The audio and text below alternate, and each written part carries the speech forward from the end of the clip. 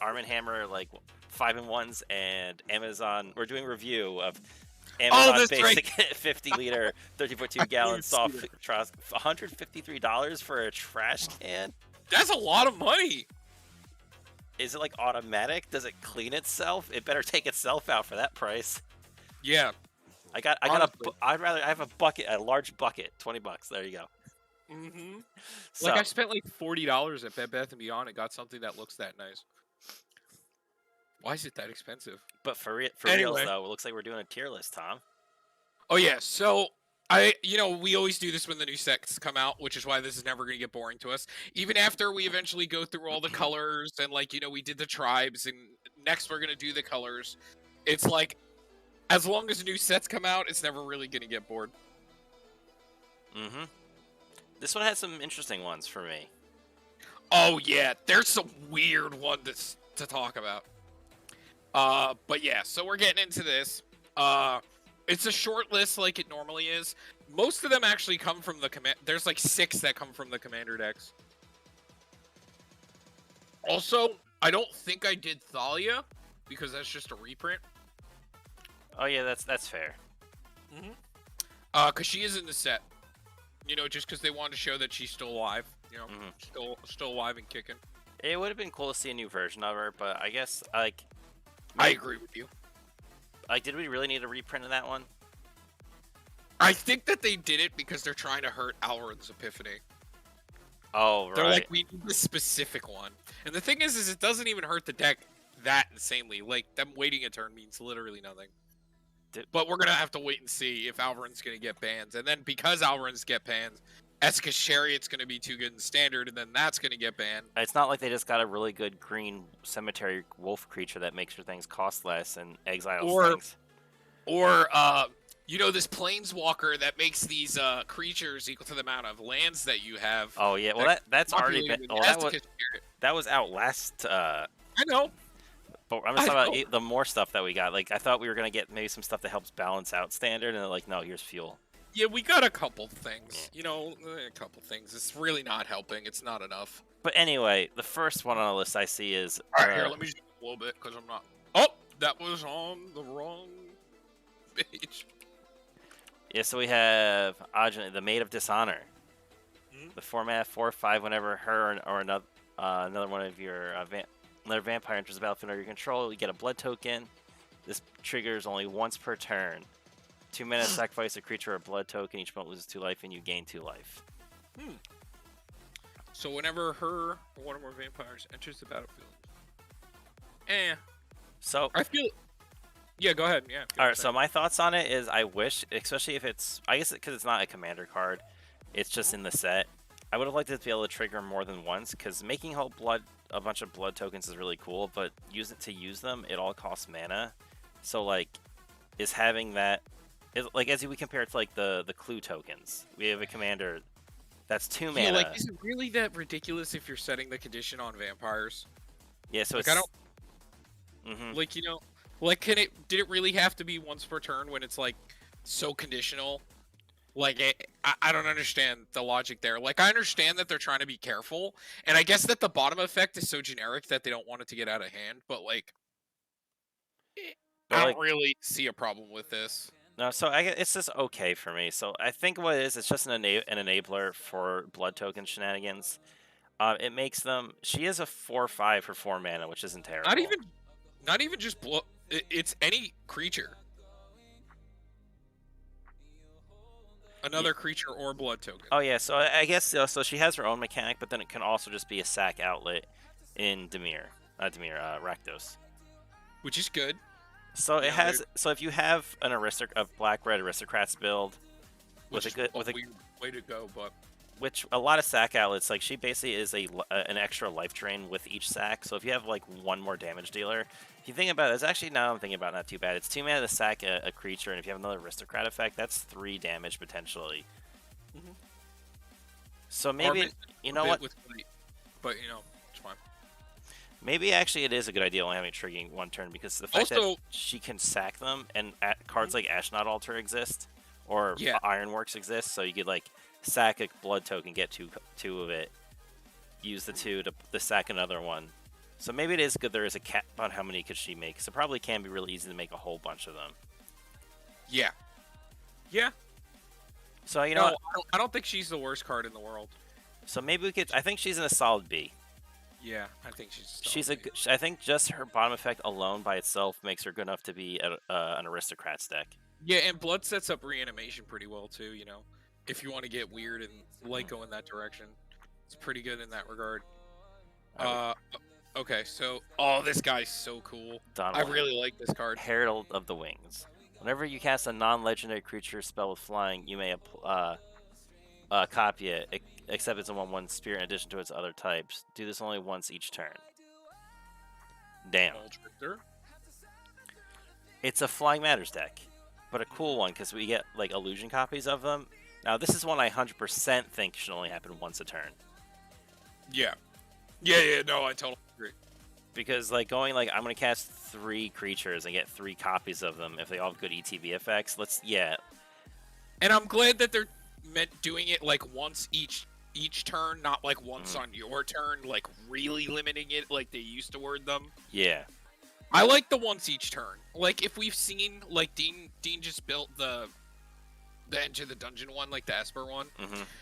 And it's still a really powerful effect, even getting to use it once per turn. And that one is way easier to pull off because something just has to enter the graveyard from anywhere. Which is like really easy to pull off in Esper. I can imagine a world where you have like a ley line out, or like you're also playing the other artifact that gives them, you know, flash. And there's like this new Tidal Barracuda thing that's like a bet. Hold on. And we also have like just flash creatures.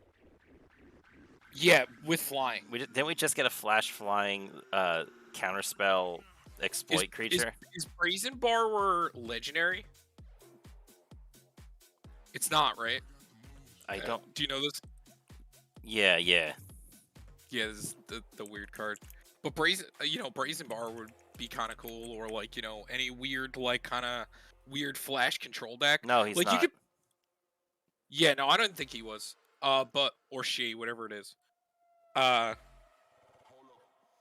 see a world where like you play a lot of flash creatures, because a lot of them are pretty decent, to be completely honest. Mm-hmm. And making copies is a really cool thing. Like I like that a lot, actually. Tom. And I didn't even think about this. You could just play a blue flash spirit deck because you make copies of the spirits because they're almost all flying. Yeah, well, that's why it's in the Spirit Commander. Peregrine Drake is also a flyer. Uh-huh. Sower of Temptation is too. Uh-huh. Muldrifter. Glenalendra. Yeah. Mm. Yeah, no, definitely Dueble. So is Consecrated Sphinx. Ew. Do I think this is better? Oh my god, Tom, the blue Primordial has flying. I forgot. Yeah, it does have flying. It just I think a free copy ability, I think boosts it up maybe into A. I think blue already has a lot of really good utility, and flying creatures are throughout the set. Like I just named a whole bunch of really cool cards. Yeah. You can also play some random fairies. Like you could play colorless dragons. Yo, Tom, you know it's also flying? Gilded Drake. Oh, it sure is. Yeah, it I'm sure is. People have that card all 400, 300. Wait, no, Tom, we can make a copy of Stormcrow, but it goes in S. Oh my god. Fucking god tier. Alright, so this is the new, or no. This is not the new. That's the Disturbed. So I have thoughts about the Disturbed mechanic. That it's probably cool, not in Commander. Yeah. I guess you could try building it in Commander. It just feels so this one anyway. This is the one that when it flips. So whenever it attacks or blocks, you sack. So it attacks. Side of everything. Yeah. So it's a 2-mana 4/4 with flying. So when it attacks, you sacrifice it. So it's basically a Geist of Saint Traft like Spirit Angel. So you attack, it goes away. And then its other side, for 3 mana to disturb, is you enchant creature and it has the same effect. Whenever it attacks, you get a 4/4 spirit. So your commander becomes the enchantment as soon as you attack with it. So your deck 100% relies on you having something else to equip it to make it even kind of good. Maybe there's some weird You just shenanigans. play like a unblockable deck and just try to slam in for damage. But why not just play Geist the Saint Traft as the commander? Yeah, I'm not big on this one. I think it's a cool card, definitely good in grab me a drink. spirits. But I don't think it's that amazing, to be completely honest. I think it's like maybe like C. I put that in D. Really? I don't think it's that bad. I think that yeah, it's pretty bad. Yeah. So Edgar, this isn't a really good card on its own. It's just a Lord, and then on the backside, at your upkeep, you make a 1/1 bat, and it gets a counter on it. And when it gets to 3 counters, you just get Edgar back. So, Is it back into play or back into back into play. I mean, yeah, I guess like it's cool if you want to try and just do black-white vampires. He's like a little lord, and he makes tokens that they get bigger because he makes vampire tokens. I put him in C. Yeah, he's really not doing a lot though. No, he's not really doing anything to. He's 100% like in that feels like that fair tribal commander where he feels like he helps the tribe a little bit, but like No, he doesn't like accelerate the tribe. It feels like he should just be played in the Edgar Markov deck. Yeah. Who'd have thought he'd be played in himself? So this one you were kind of hype on, right? So this one I think, yeah, it's kind of cool. So, but this deck, so, Ruth Tormented Prophet. So this is whenever you would draw a card, exile the top 2 cards of your library instead. You may play those cards this turn. That is screaming to me that I want to be a degenerate storm draw cards deck, draw a bazillion cards, make a bazillion mana. Because stuff like Burning Inquiry, you're going to play 1 mana to basically get 6 cards available to you. Burning Inquiry, Derek. Brainstorm. How about good cards? Or Brainstorm. Well, Brainstorm you have to. Yes, true. Yeah, Brainstorm. But wait, Tom. Here's the funny thing with those cards. Like, say you have 0 cards in your hand, right? And you play Breakthrough, draw 4 cards and discard the rest. You don't have any cards to discard because you're exiling. Same with Burning Inquiry. If you have no cards in your hand, you technically exile 6, and if you have no cards in your hand, you don't have to discard anything. Yeah, now it's good. So it makes Goblin Lore actually kind of good if you have no cards in your hand. Yeah, no, it makes sense to me. So any of those like looty cards, you don't ever have to discard because they just stay in exile, and you actually get bonus out of them. So in that sense, it's actually kind of really cool. It does, but my one downside to it is though, I think it is very locked in its play style. Now maybe you could build just like an extra value. My issue with it is like when you exile the cards, you have to play the exile cards this turn. It's not until the end of your next turn. So if you draw 2 cards and you hit a counter spell, you can't cast that counter spell. You have to wait till it's just gone if you have nothing to use it on this turn. Yeah, I still think it's an A tier deck because when you want to go through your deck, you can. And also, you could just wait and it's only 3 mana to play, which is a joke. And you just use it when you want to. It is not a May though, which is, the problem. But I think that's such a small downside. Like, free cards are free cards. And this one's really good. Yeah, as far as free cards go. For a 3-mana human wizard, it's kind of bonkers. Alright, so here's the new Giralf. A deck that you've made. Yep, so, Missionary Stitcher, 1/4, 3 mana. Zombies you control have flying, which is kind of cool just on its own. Very good card. But a lot of the blue zombies kind of randomly have flying as is, like the scabs, or like the blue zombies. And it's 1 blue and tap, sacrifice another non-token creature. You get an XX blue zombie creature token where X is that sacrificed creature's toughness. So one of the things I think this definitely tailors to, because we never really looked at it too much, because I have messed with the mono blue Giralf deck, the other one that everybody mills and you exile to. A lot of the blue zombies have a big butt. They're like decent attack, big butt. And because that's why he's related to their toughness. If you were playing in like a zombie tribal deck, you could sack the toughness to get a big toughness creature. Doesn't even have to sack a zombie. Yeah. So, if you want to be funny and like just play this in like front butts or something funny, I don't know, as like a way that if they're gonna kill a creature or something, you make random tokens out of it. I don't know, but like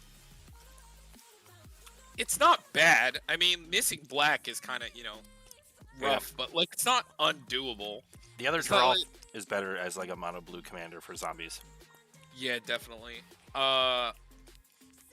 It's still doable though. I'd I'd say probably just put it there. it's like kind of It's like it's kind of like not Edgar. They have a little buff for their tribe, and it makes tokens for the tribe. I think this one's better though. It's literally just a blue Edgar for vampires. Oh, here's the boy. Is this the one you're making? No. Frog boy. So, Grolnok, the omnivore.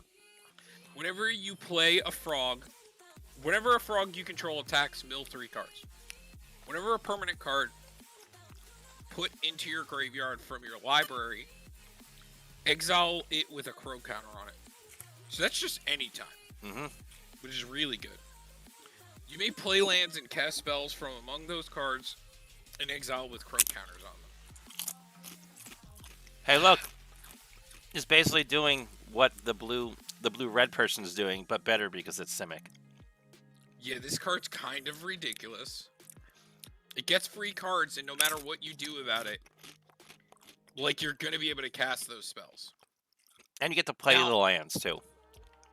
And mill is pretty easy to pull off, you know? Like, Mike was playing Dreamborn Muse. Do you know what that does? Yep. I have a better one, Tom. You just play Traumatize, mill half your deck. Oh my god. Your hand is now half your deck.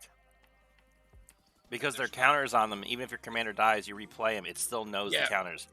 There's nothing that they can do about it. See, the thing that I like about this is Paco Haldan in 1 card. But only for your own stuff. So, it's really good. There's probably something broken that you could do with this. Like, Derek, what if I just, like... I don't know. There's definitely something you could do with this. Like, yeah, Tom, you play Traumatize, and then if you hit the, I think the fish that does the ETB does the same exact thing. What if I play, like, Hermit Druid with no basics? Oh, that's actually... Yeah, because if you hit your, like, quote-unquote win condition, you just cast it. Yeah, my Thassa's Oracle. Yeah. Actually, you know what? Now I'm thinking about it. Yeah, because if the issue was before, if you didn't have Thassa's Oracle in your hand already, you're like, okay, well, it's stuck. But now you're like, cool, it has a crow counter on it, now I'm going to cast it. Also, like I said, between Dreamborn Muse and all the ways that you can mill just innately... Oh my god, like, Tom. I just realized, in that combo, if they don't actually deal with the commander before you activate Hermit Druid, they lose, because you go activate Hermit Druid, response, nothing. Okay, mill. Oh, I guess no. They could his triggered ability to put to exile. But you can just play it again. Yeah. So, but thing is, to say, okay, so you mill your whole deck, everything gets a crow counter on it. It is a trigger though. Yeah. Yeah. So that's man. If it was a replacement, oh my god. Yeah, because then you activate it, and then okay, if the activation resolves, it's like okay, I have priority. Cast Thassa's Oracle. That's always fun. At least there's no dread return. You know, I mean, we play great. Like we're gonna be able to get stuff back, but like. It's kind of good, I'm not gonna lie. Now talking about Hermit Druid, like, that's a really easy way to win. Even though it sounds ridiculous to have to play all non-basics, it's really not hard. It really is not. And we even have a few decent frogs, too. Yeah, if you want to get weird with it, yeah, sure. No, thanks. Okay. So here's the partners from Commander Legends on 1 card. Halana and Elena, partners. Yeah. They just spelled it out there. We're partners. It's not like we were partners before, but now we're really partners because we're on the same card. You know who designed this card? Excuse me. Well, I forgot his name. He's like, now kish. And he puts them together. He took the 2 old cards together and put them together. Yeah, that's basically what happened. Okay, so Legendary Human Ranger for a green, a red, and 2. First strike reach. At the beginning of combat on your turn, put X+1/+1 counters on another target creature you control. Where X is Helena and Elena's power. That creature gains haste until end of turn. This is a really good effect. We know that any commanders that give haste and buff a creature, ergo Xenaghost. I mean, not as good as Xenaghost, Now, but like kind of there. It's worded really well because you can't dump the counters on itself for the first turn, and then give itself haste and make it big, and then be like, okay, now I could give things 4 counters because there's 2. Or it can exponentially grow itself and then dump like 800 counters on anything it wants to. Yeah. And the dumb thing about this over Xenaghost is it's +1 counters. Oh my god, Tom. So if you have multiple combats, because it's the beginning of the combat, if you get a new combat, it triggers again. Yeah. So you could build this as a multiple combat deck, and just start dumping counters repeatedly on stuff. Yeah, as red will do. I definitely think this is good. A haste enabler and permanent +1 counters. And Gruul is insane right now. Remember, like we just built that built that dragon deck, and we played it like 2 times, and we're like, "Yo, watch this." Any of the Gruul decks that we've built, like which we've built a couple, like are insane. Like Gruul is insane right now. I mean, like anything with green is insane, but they've been printing some red heat. Okay. Do you have the backside of this card? That's Henrika. Do you have the backside of that? Yeah, let me find it. Hold on, I can look it up. Yeah, here it is. Henrika Domnathy. Flying 1/3 at the beginning of your combat. Choose. Oh, that's the one you choose one. So each player sacrifices a creature, draw a card, lose 1 life, or you transform it. And to flying, Dick Touch, and Lifelink, 3/4 for 3 mana. Each creature you control with flying, Death Touch, and/or Lifelink gets +1/+0 to the end of the turn. So it's like Wrinkle Mono Black Aggro. I feel like is what you want to play with this, but with like you want flying, Death Touch, and Lifelink, but. So when it comes back over, does it reset? Or it transforms into what, right?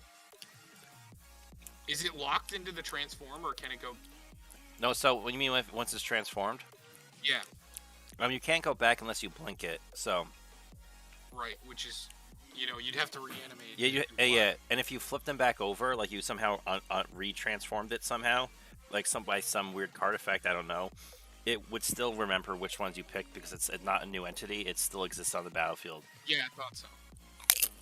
So, I don't know about that. I mean, the effect is good. But I mean, having to reset it is kind of annoying. I think you used your first 2 effects to just to kind of get a little bit of thing. She wants to be an aggro strategy, but she's also a 4 mana go wide aggro strategy. I don't know, man. And you can flip her right away, but it is also a mana to pump and just give a power. I think she's between C and D, honestly. I think just because she's got multiple. Because giving death touch creatures, maybe it's good for like black and flying and whatnot, but giving death touch creatures a little bit of a bump doesn't really they don't really care about that. And there's one way to give all your creatures death touch in these colors, right? Yeah, it's the black archetype, yeah. And that's about it. Then so we have Jacob.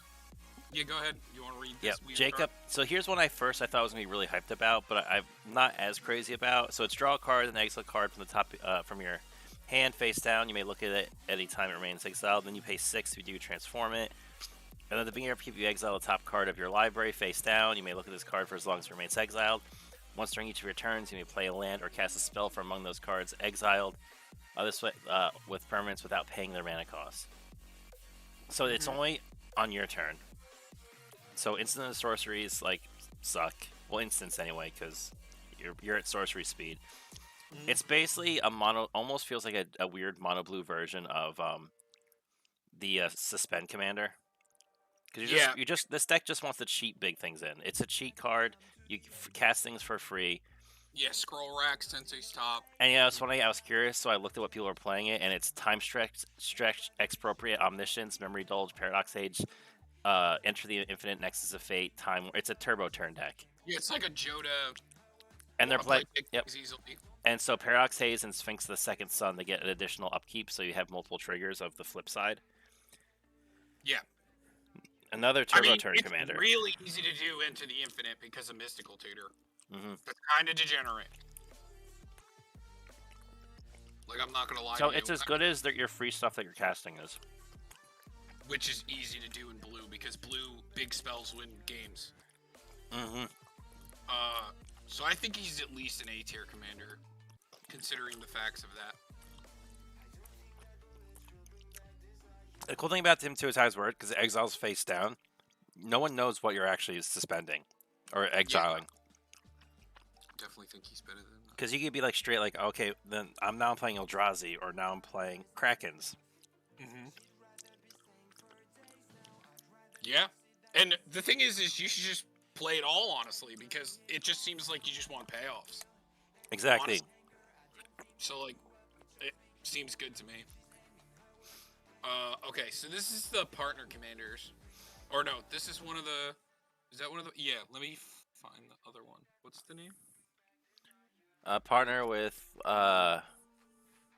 Lorraine, the It's right here. diversion. Mhm.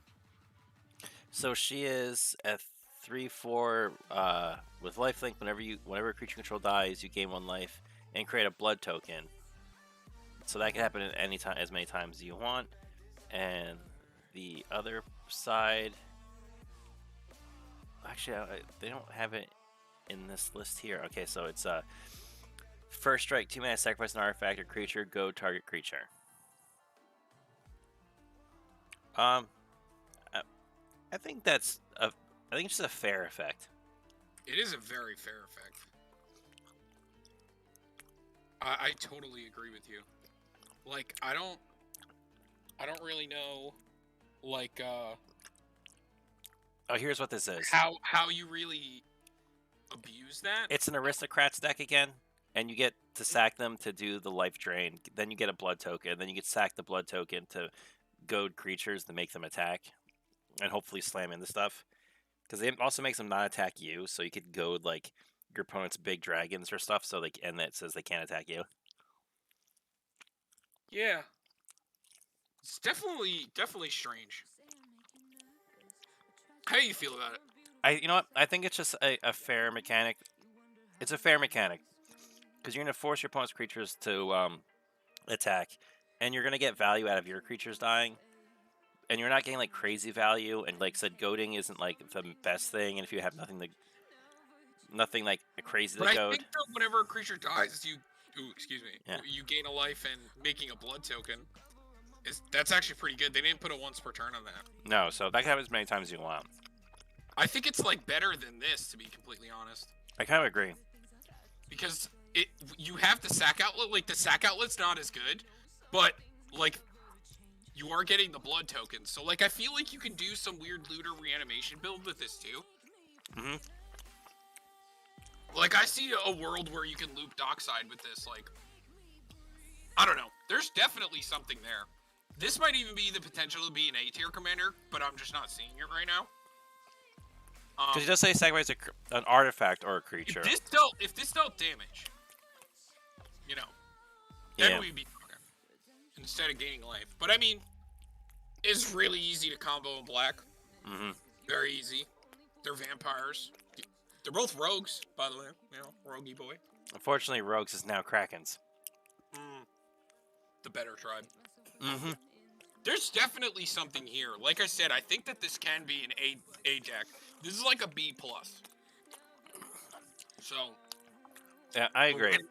Randomly throwing first strike and lifelink on things, because they have to make cards better or else they're not interesting enough. Yeah. But that's how it is. Okay. It's all around very fair. Yes. Nothing about that screams like crazy. Do you have the... Yeah. So, So this is the flying lifelink protection from vampires. Her other version had protection from werewolves. And what her power toughness equal number of permanents you control that are spirits and or enchantments.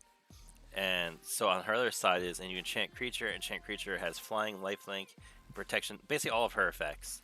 It's like a weird bestow mechanic. It's disturb bestow. Because like you're turning the creature into enchantment after it dies. Yeah, it's weird, right? So again, I'm not the one reason I'm not a huge fan of these as commanders is because you kind of want them to die. They get their. I guess she's not as bad because she's basically a mono white enchantment deck commander, where she gets bigger to the amount of spirits and or other enchantments you have. So you just start playing auras or other good enchantments. Yeah, which then you're stuck in mono white for enchantments, and it's like blah. Yeah. Like, oh my god. Like I'd honestly. Because we Like, only I have one any other color enchantress. would be better. Actually, no, we do have Sigarda's Splendor and Mantle of the Ancestors and that new Hollowed Haunting, which does help. But you're still locked into playing mono white. And yeah, same thing as like just by losing that other color, one, you lose a lot of really good enchantments. You learn, and you like not having green, you lose so many enchantress effects.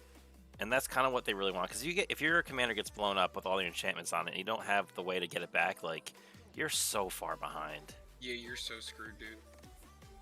Like absolutely screwed. And I don't think there's enough amazing mono white just stick around enchantments. Because once you play all of them, you're kind of just like hoping that that's going to be enough. Like you're kind of just hoping, like, okay, I hope I get Sigarda's Splendor and draw some cards. Yeah, which that's a long shot, honestly. Because the only other good draw enchantment that I can think of is the one that you draw for each enchantment on a creature, or each aura on a creature. So then now you're stuck playing. Yeah, you'd have to play like bad artifacts to even draw cards, to be honest. Like, I guess you could also play mono white Hate Bear spirits with like Spirit of the Labyrinth and like Skyclave Apparition and stuff like that, and just that's like I guess another potential build. And you just run some stacks pieces, and you have a Selfless Spirit. But it just seems every way you do it, it just still seems real awkward. And then the other side is only good if you have a creature to stick it on. So then now you're in a situation, if you're playing a tribal aura or just tribal enchantments, you want to play those over having a whole bunch of creatures. So when she dies and you want to flip her or enchant something, like you have a lot less to do. What you can do probably stick it on an angel token. yeah, I don't know. It's hard. I don't know. I think that the card's trying to do too much in one thing, and so you. Yeah, I think I would agree sticking her in D.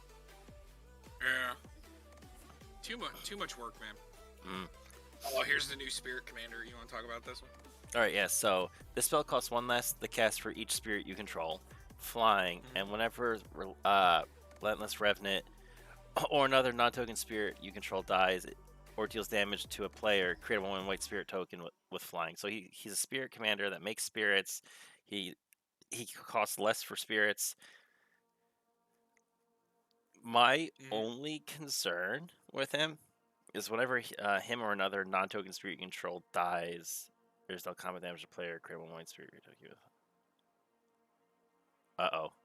I'm already brewing something. Check this out, right? So you play a bunch of spirits, and you run the second sunrise. Sack all your things for mana. Sack your what's the bitch's name? An Auramancer.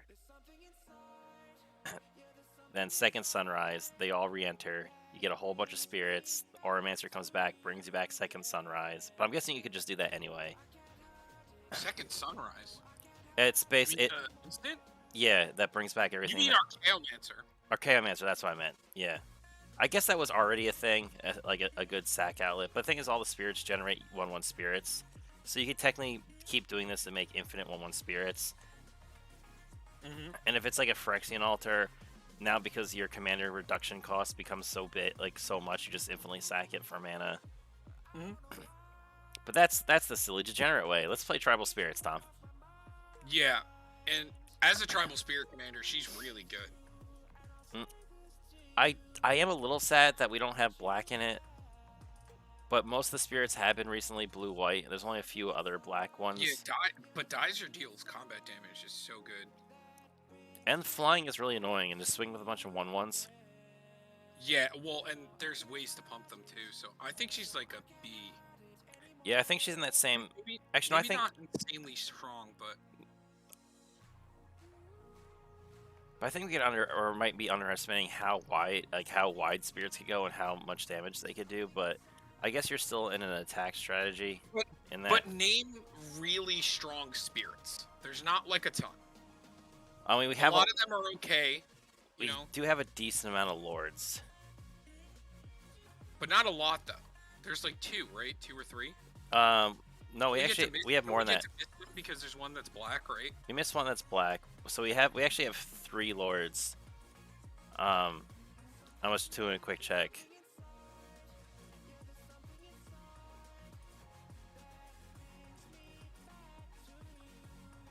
Oh, Kira the Great Glass Spinner is a spirit too. Yeah, I know Kira's good. Whenever Phantom. Here's a 3-drop one. Whenever another spirit enters the battlefield under your control, tap a target creature an opponent controls. That's annoying. Also, there's this thing called Imperium Eagle, which is just other creatures you control with flying get +1/+1. Geist of Saint Trapped is a spirit. Karmic Guide's a spirit. Windborn Muse is a spirit. We have Spell Queller, Bygone Bishop. 90% of the Kamigawa set. Oh yeah. Drog Skull Captain, which is the hexproof one. Supreme Phantom. Whenever it deals. No, that's a weird card. Shappelgeist. Just taps a creature you don't control. It's a weird one. Oh, Ethereal Valkyrie is also a spirit. Drog Skull Reaver. You also get to technically play Intangible Virtue too. Oh, Tom, you also get to play Donal, Herald of the Wings, because all the spirits have flying. Also, Rattle Chains is kind of cool. There's actually a lot more than I thought there would be. Yeah, but they're not like insane, and a lot of them are very low costed, and I think you're gonna get beat by dragons in the long run. Like things that are just bigger later down the road. Like you're gonna go up against a Gruul deck, and you're gonna be like, I'm gonna tap your creature and try to get above you. Well, you're gonna slam. Well, you're gonna...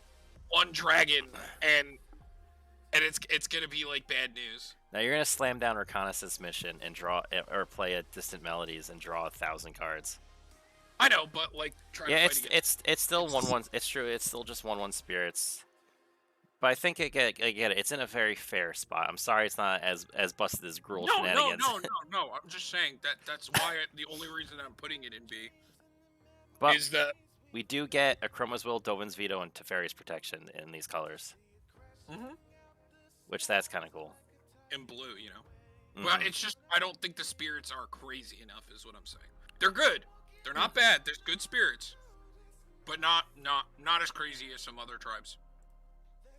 But I think with the addition of this, we're gonna start seeing better ones as sets go on.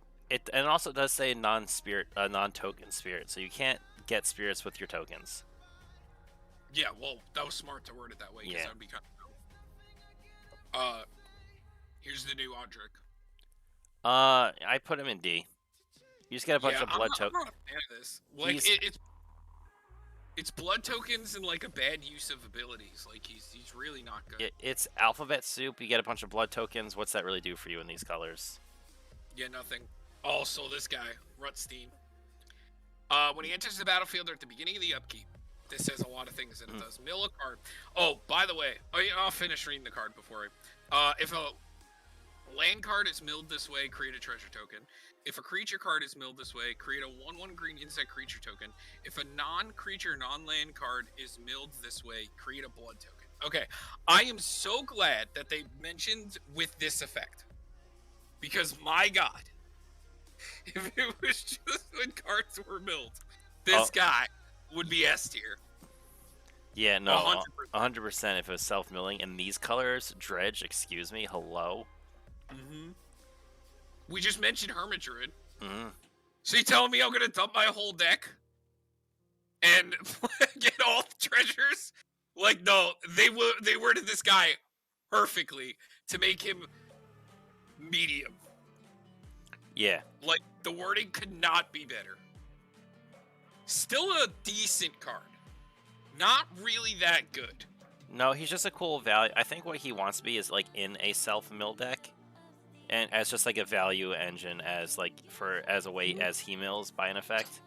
For the kind of strategy that he wants to play, I think it's good enough to put him in C, because we know that Gruul Reanimator from playing Marin and like the other like junk guy that, you know, the two dumb ones. I think he's not complete and total garbage, and he has a lot of effects that, like, I think he can be played with it if you want a fair version. Well, fair in the sense of playing the commander, you know, because you're probably still going to be comboing. But, like, you know, fair. Okay. And I think he's good there, because, man, if they worded it the other way, he'd be S tier easily. Like, not even a debate. Okay, Olivia. So she's 6 mana, flying in haste. Whenever she attacks, you return target creature card from your graveyard to the battlefield, tapped and attacking. It gains whenever you don't control legendary vampire, exile this creature. Now, there's a lot of really good legendary vampires. But again, like, the question comes with a lot of these vampires. It's like, why am I not just slapping an extra color on and just playing Edgar? Because it's like, what is that good that I'd rather be playing a 6-mana commander and reanimating than making it so that every single one of my tokens comes with a buddy? Or every single one of my vampires comes with a buddy. And an extra color, so I get to play more vampires. Because I think that even though she's like a vampire commander, I think she wants to be more of a reanimator deck with some vampire. Oh, totally. So you can reanimate a few like legendary vampires. You could also just play tribal legendary and slam the Nexus in there, so they're all technically vampires. A lot of work, though. I mean, black red searching an artifact. I know. But I'm saying, like, it.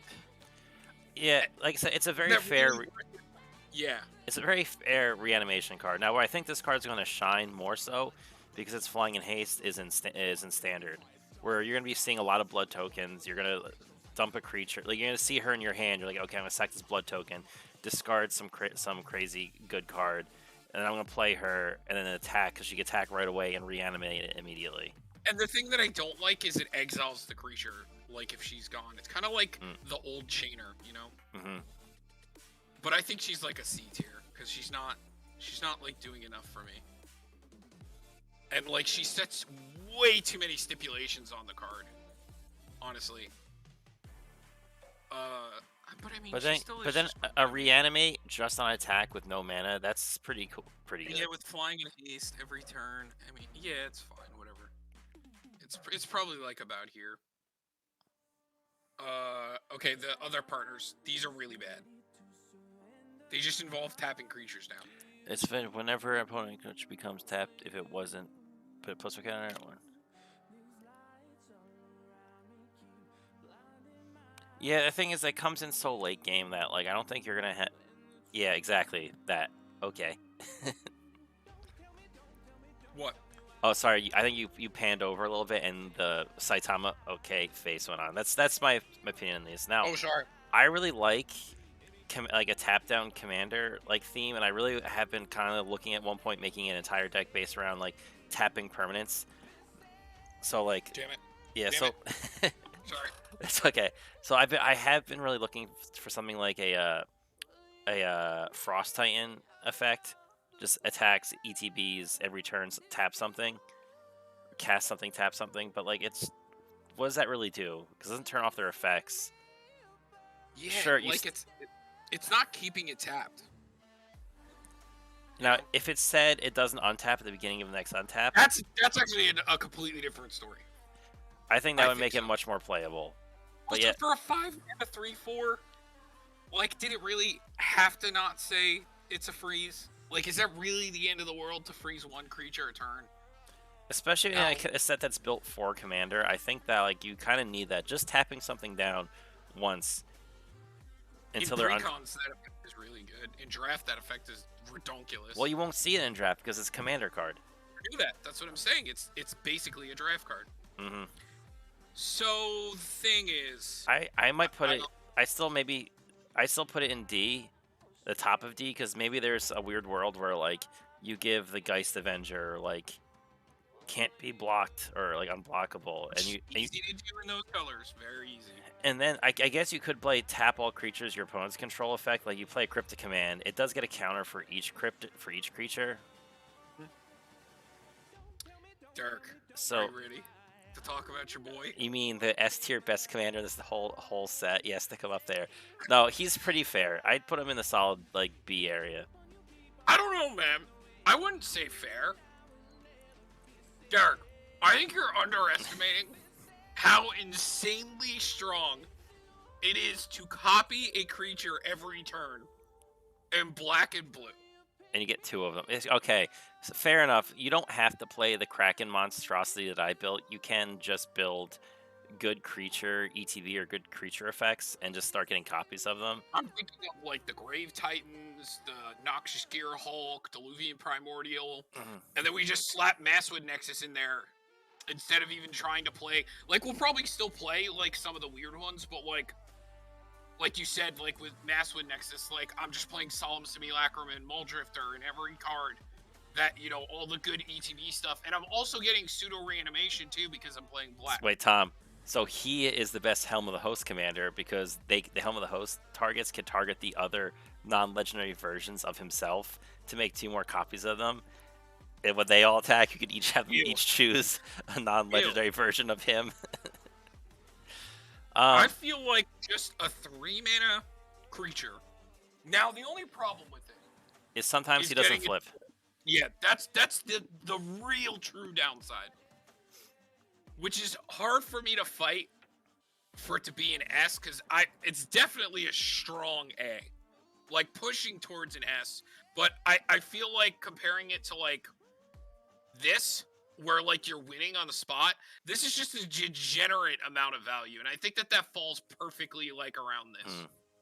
And you know what? There probably is something with this that we're not even thinking about, like Enter the Infinite or something like that. But you know, that's just another combo deck. Oh yeah, you could play Enter the Infinite, or yeah.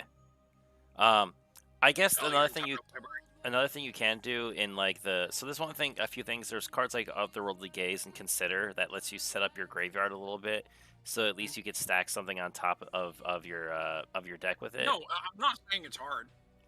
You know, you can just play Vampire Tutor or Mystical Tutor or whatever. You could also, or actually in this deck, Unmarked Grave is super great because you just dump.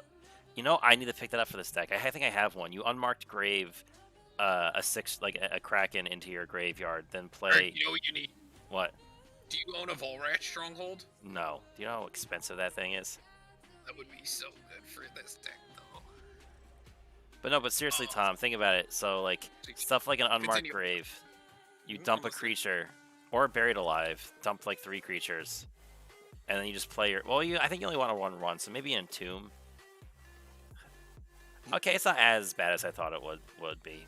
Ooh, it's gone down a lot. Derek, get it while it's 60. Buy one of these heavy played ones like me. And get it while it's $60. This has gone down a lot. Do you know how good this is? Yeah, it's amazing. Because you can easily because Buried Alive and those kind of cards seem good in this deck, considering what his effect is when he enters. God, the artwork on that card's so cool. Oh yeah, I love this card.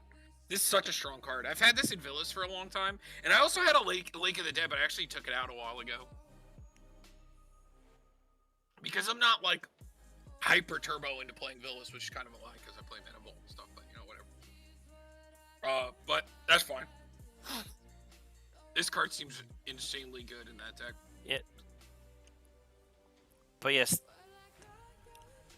I think it's easy enough to get some things into your graveyard to get his effect. And he keeps the copies too, right? Yeah. This is better than Blink. Yeah.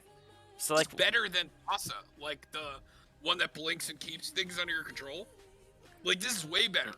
And we were even talking about before that, like, you don't have to just get like you don't have to just play Krakens. Like, imagine like you have a Massacre Worm in play, and you swing, and you get a copy of it, and you do get everything. It's 2 of them. Now you have 2 Massacre Worms. I actually am running some Lightning Greaves in this deck because that way you could equip a creature right away and then swing right away. Have you seen the new the new island art? Yes, I need the ship. It's seven. It's Is that 60. not the best art that they've ever printed? It's Of 67 an island? cents a piece currently. Fucking worth it, dude. Yeah, I You was should gonna just buy buy them. foil. Yeah. Well, foil is almost $5 already. Woo! Yeah, Sheesh! I checked. Crazy. It's such a good card, though. Like, It's I, such a I, pretty artwork. Yeah. I want the backside's really cool. You know, as that's what she said, but you know, Hmm. uh,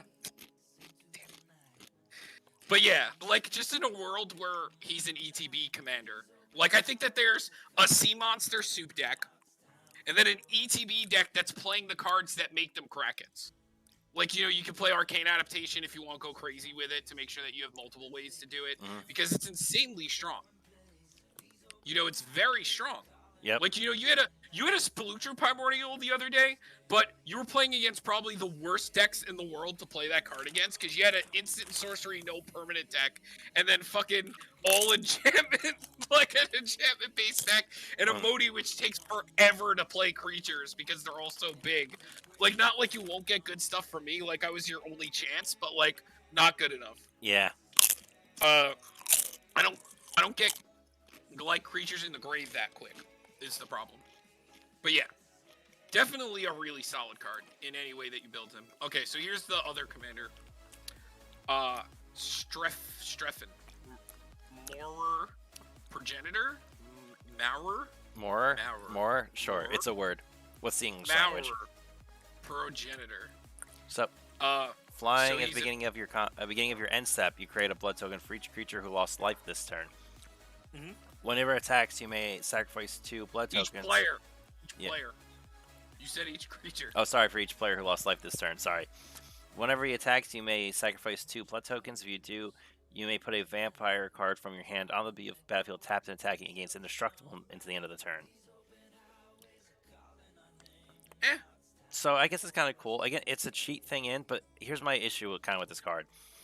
Most vampires are pretty cheap, or on the same curve that he's hit. So when you're playing him, maybe it's a way to cheat in 1 extra vampire for the turn. I like him more so as like a blood token generator. Like if you have like an aristocracy effect, everybody loses a life. Cool. I'm gonna get 3 blood tokens, and now you do whatever you want to with blood tokens. Best, you know, But like, not the best. my one issue is like how they're kind of pushing this. They're really going really hard on blood tokens and hoping that's going to be good enough. But like a single set, I don't know if it's enough to make it viable. No. I mean, it kind of is, but because he's making them on his own. But I think he just lands around here where, like, he's got some sauce, but, like, it's not enough sauce. And even if you just made a vampire deck, like, you know, a Rakdos vampire deck is still going to be decent. Yeah. Otherwise, you know, maybe, again, why do we keep bringing up this card? Because it's just, it's Innistrad. We're going to keep talking about Masswood Nexus until the day I die. And there's also conspiracy in these colors, which the Kraken Boy gets to play all of them if you really want to be that crazy about it, like making them all the same. But Masswood Nexus is the best one. Also, it can be the worst one sometimes. Because if your opponent randomly has like a destroy all something, or like something that only hits something, like is specific to a creature or something else, you know, it can suck. It can really suck. Like, there's situations where I've seen it been broken, like with the Morphon deck, which we talked about on the channel before, like where they get to play weird stuff like destroy all non-dragon creatures, like, you know, that kind of situation. But then I've seen situations where, like, I'm casting a reanimator spell that also weirdly kills all humans.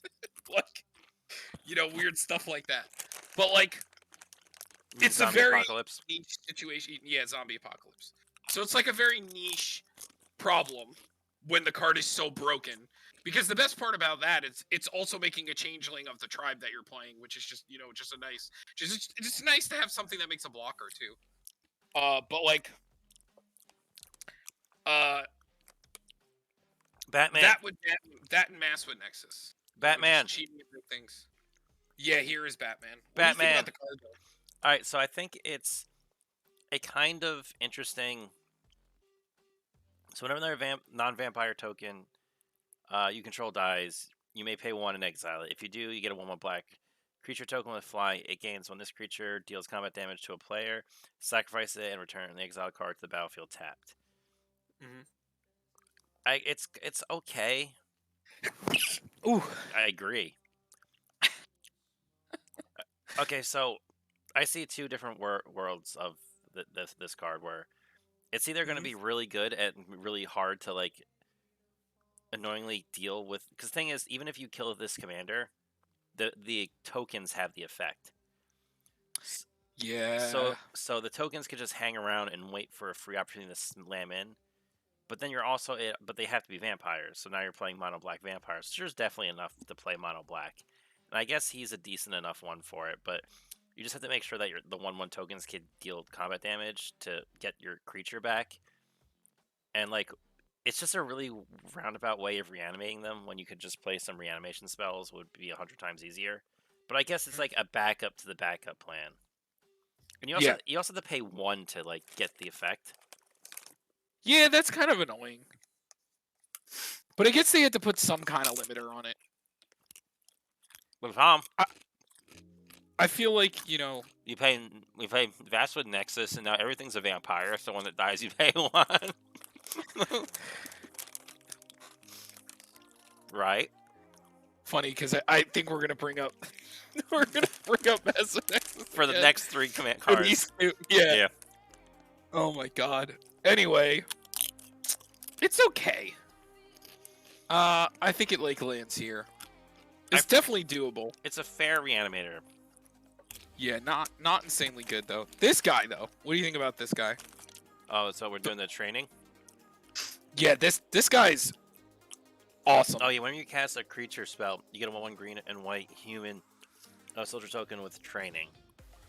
So you're basically getting 2 creatures every time you play creatures, and training's interesting because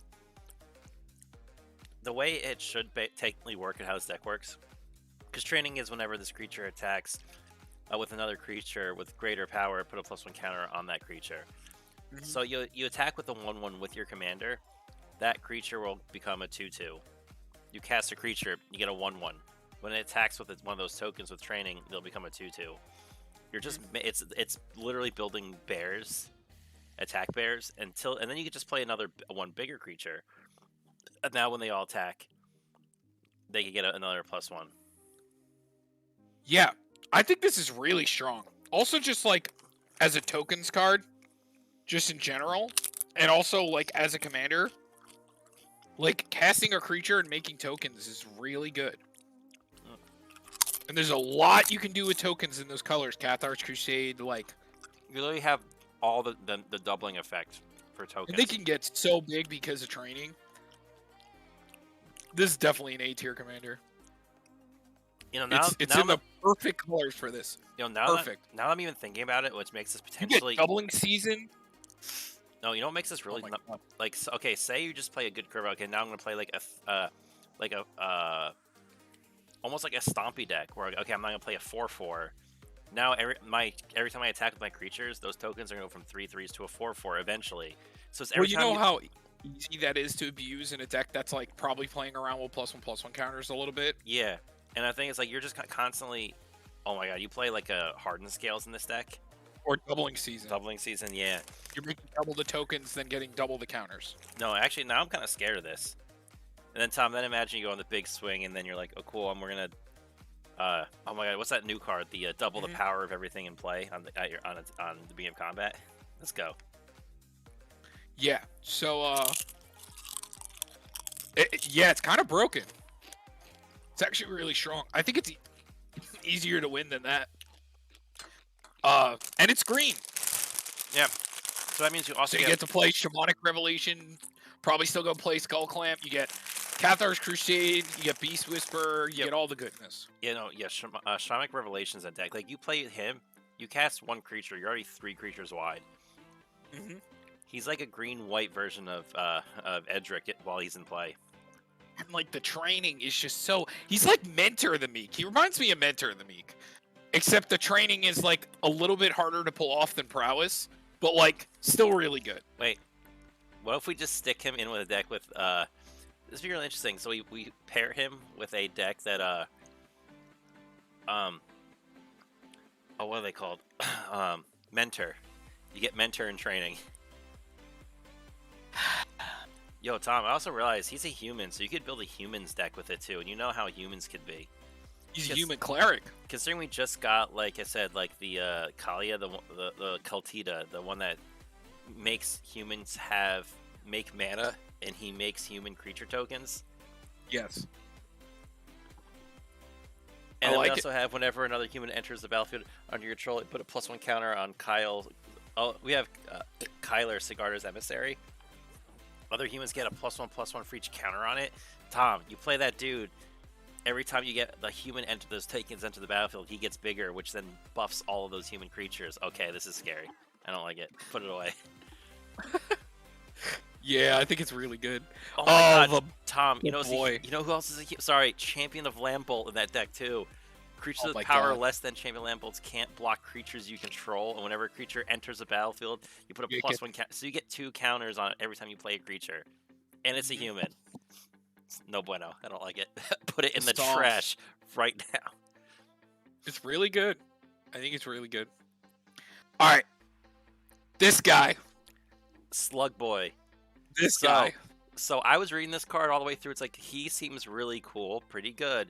Like, I think he's a pretty solid card. And you get to the bottom, you're like, oh, wait, he's got blue in him. Uh-oh, daddy. Uh-oh, daddy. They had to add blue to him. Hold on. I'm just looking for a card. You can keep talking. So, Choxroll the Corrosive. So, the beginning of your end step, you put a slime counter on each creature you don't control. It has to be, because it has to say all of them. Why couldn't it be just one? Nope, they all get one. Creatures you don't control, I get -1/-1 for each slime counter on them. Whenever a creature you don't control with a slime counter on it dies, you create a 1/1 black a slug creature token, and then 2 mana you could sacrifice a slug to draw a card. What does that remind you of? When something dies, you get a slug token, or just the like generic effect. Oh, look, it's Elishnorn. Kind of even more scary than Elishnorn. It gets way more out of hand. Hey Tom, you know what's a really funny card? Sludge Monster puts slime counters on it, and so Troxel will see that as a slime counter. Yeah, it will. So, you want to know what's another card that Elishnorn used to play? Because, you know, we have to have fair. We have to play fair and, you know, play with Rule 0 and everybody gets to have fun, you know? So yeah. It's fun to turn everybody's swamps into 1/1 black creatures. But Derek, how would we do that? You know, it's not possible. Urborg. Yeah, there's definitely no cards in the game that, you know, make it so that, like, everybody's lands become swamps, you know? Yeah. And this card can be played in any color, too, because it doesn't have a swamp, you know. Yep, yep. So you can play it in the Elishnorn deck as a way to pop other lands. And it is 100 times easier to tutor these 2 cards in these colors. Black and There's blue? a million ways to tutor artifacts in blue. You're playing black, so you have the best tutoring in the first place. Mm-hmm. So yeah, there go their swamps, you know. That's fine. Not my problem, their problem. But yeah, this just seems like it's going to be a really strong... Also, Tom, because it's... You know what also makes this deck really scary is you play cards like Tezzer's Gambit. I'm going to proliferate. And now everything with a slime counter on it is going to get another slime counter on it. Now there's 2 of them. I think he lands about there. Yeah, he's going to be so annoying. He is basically like... I hope you don't want to play a creature-based deck because you're not keeping them. Yeah, you're going to get absolutely cracked. Mm-hmm. Okay, the last one. Nightmare Horror. Nightmare Horror. So, Nightmare Horror Trouble. This one I'm actually somewhat... I think this one's going to be a really cool commander, and I don't think it is a mill deck, and mill decks tend to get really hated out, but he's a powerful mill because it's exiling. So he gets +1/+1 for each card your opponents own in exile. He gets huge real big. And then whenever Ubris or another Nightmare or Horror enters the battlefield under your control, target opponent exiles cards on top of their library until they exile a land card. Yeah, but Tom, you say that, but like, do you want to talk about some of the horrors that we already have? Like, so we have Galaxy Illithid Scholar. So whenever a creature you control becomes blocked, you may return it to your hand, and that's like and then whenever your a creature deals damage to a player, draw a card. How about Tasha's Hideous Laughter? Because it says each opponent exiles cards until they hit a CMC of 20. Do you notice how busted that is with this commander? How big Sludge Monster's a horror, Mind Flayer, the Ashiok's all exile stuff. Tom, then imagine you play Oblivion Sower and take every land that you've exiled. Yeah, Oblivion Sower's always really good. You know who's also a horror? Ravenous Chupacabra. Now you have a removal suite. You know, it's another horror thing in the ice that doesn't affect you. Oh. Miliki. Mm-hmm. Or you just play all the things that make them horrors and play Tribal Unblockable. Or how about Consuming Aberration, the horror that makes them mill until they hit a land. So he's as power tough as equal number of cards in your opponent's graveyard, so he can be somewhat of a Nambo. As much as I want to admit it, he's actually pretty annoyingly decent. Mm-hmm. Chasm Skulker is a horror. Phyrexian Obliterator is a horror. Around there because his effect is really good for what you're trying to do. Tom, Toxrill, the Corrosive, is a horror. Okay. Hullbreaker Horror, that new one, is a horror. Phyrexian Revoker is a horror. That Counterspell ETB zombie is a horror. Sakashima is a horror, if you want it to be. Yep. There's some good ones. Okay. So this is oh what my we, god. This is what we landed with. Dream Eater is the Sphinx that Sphinx is also a Nightmare Sphinx. Oh yeah, the Surveil one. So it is a Nightmare Sphinx. So it still works. Of course it works. Mm. This is a horror. Slum Reaper is a horror. Yep. All right. So this is the only S tier boy. This is some of the most interesting commanders that we've gotten recently. A lot of weird effects, you know, and I like it. Like strange ones that make your brain think, you know. Not just so fucking linear that it's... Well, this one's kind of linear and dumb. Like, they definitely just kind of were like, derp, is it? Draw cards, then exile League of the 2s. The Brainstorm make the 6. Math real good. Ooga Booga 1,000-Year Storm, Ooga Booga. Yeah. Aetherflux Reservoir, Ooga Booga Mind Desire, Ooga Booga. But but the question is it any better than just playing, like, Mixis or, like, Niv Mizzet? No, I think Mixis is 100 times better. Mm-hmm.